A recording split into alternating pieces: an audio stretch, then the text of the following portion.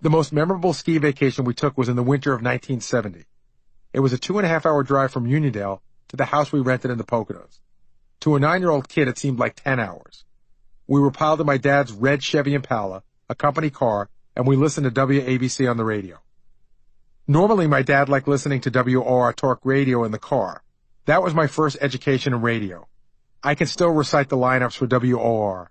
Bob Grant was the original angry, abrasive conservative guy. He was Glenn Beck before there was Glenn Beck. He would argue with the callers, yell at them, and tell them they were stupid. Then he'd invite them to come down for a fight. "I'll beat you on the head," he'd yell. My father would laugh. It was like professional wrestling. It was riveting.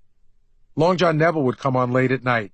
He'd tell insane stories about spaceships landing on the roof of the WOR building. But on family road trips, we'd listen to WABC, which was a station everyone in New York tuned into and everyone in the country followed. Programmers from Cleveland or Dallas would come to New York for a week, stay at a hotel, listen to WABC, copy the jingles and the station breaks and the pacing, and then take it all back home. Anywhere you went in the tri-state area and beyond, you could listen to WABC, which was a 50,000-watt AM station. We call stations with signals that powerful flamethrowers. Back then, with fewer channels, you could get WABC as far away as Boston. We definitely didn't have to change the channel on the way to the Poconos. Every year during the last 2 weeks of the year, WABC would do a Top 100 countdown, only it would play the songs all out of order. The DJ would play number 50, then number 72. That was the hook to make you listen. You could send in a self-addressed stamped envelope when the 2 weeks were up if you wanted the whole list in order. But in the Chevy Impala, on the way to that vacation in 1970, the year the Carpenters' Close to You became a massive hit, Stephen showed me a different way to keep track. He bought a composition notebook, and before we left the house, listed the numbers 1 to 100 in the margins of the first few pages. For the next 2.5 hours, we listened to WABC, intently filling in all the songs as we went along.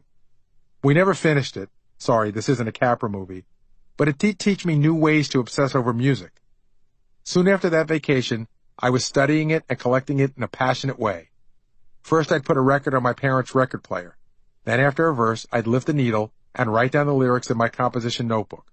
I repeated the process over and over for hundreds of songs. I also began to study liner notes.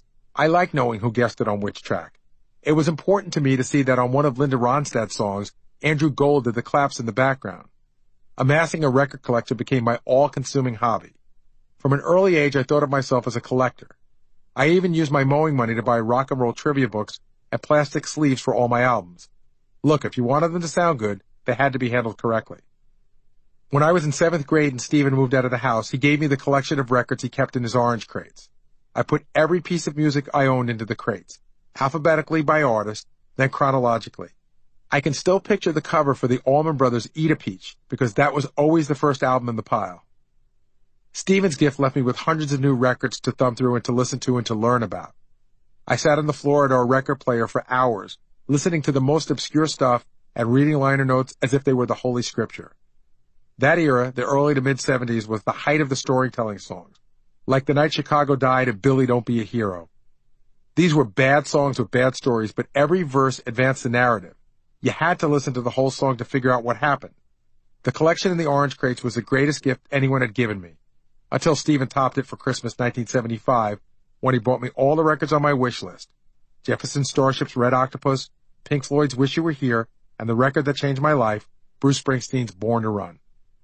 I didn't realize how singular my passion was until late in 7th grade, after nearly a year of picking through Stephen's collection. I was in an art class, and it was close to the end of the 1974 school year. Our teacher was a hippie who had the windows open and music playing on a radio. I looked totally cool that day in a pair of flame-red bell-bottoms, and I was about to prove I was so much cooler. As we were painting and listening to the music, the song Band on the Run came on. The cute girl at the easel next to me said, "Who sings this song?" Without hesitating, I said, "Paul McCartney and Wings." Then Benny and the Jets came on, and she asked the same question. "Elton John," I said. I wasn't showing off. I wasn't even all that nervous when I answered. The responses came as naturally as breathing. Finally, the song, Be Thankful for What You Got, came piping through. "Who's this?" she asked. "Oh, that's William DeVaughn," I said. "Wow," she said. "You listen to a lot of radio." I don't know if she was impressed when she said that, or if she meant something more like, "Wow, you loser, you must stay home and listen to the radio a lot." But I took it as a compliment. I liked that I had a lot of knowledge about something, and someone recognized it. It made me proud, and it still does. Sometime in 2004, we had Adam Duritz, the lead singer for Counting Crows, on the show, and he was claiming to know everything about 80s music. We had just been sent a collection of 20 CDs loaded with the 80s classics.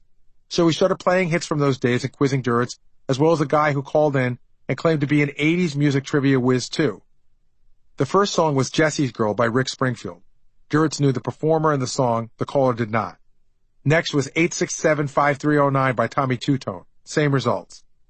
The third song was Hard My Heart by Quarterflash. Again, Adam got it and the caller didn't. Finally, for a challenge, we played Believe It or Not, the theme song from the TV show The Greatest American Hero. Adam knew the song title, but not the performer, Joey Scarberry. But I did. We had been looking for another fan-centered segment like Winfred's Money, in which listeners competed against Fred to answer rapid-fire trivia questions to try to separate him from his cash. During a break that day, I said to Howard, I could do a music trivia game.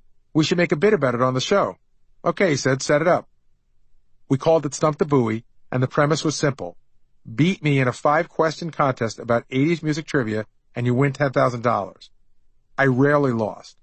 One of the highlights was when a guy took me into 4 overtimes, 9 questions before it was finally settled. I won on the song Lawn Chairs Are Everywhere by Our Daughter's Wedding.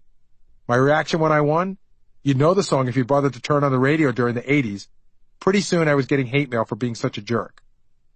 I love being that guy when it comes to music knowledge. I was once at one of my son Jackson's baseball games when a father from the opposing team approached me. He introduced himself and said he was a fan of the show, but that's not why he wanted to talk.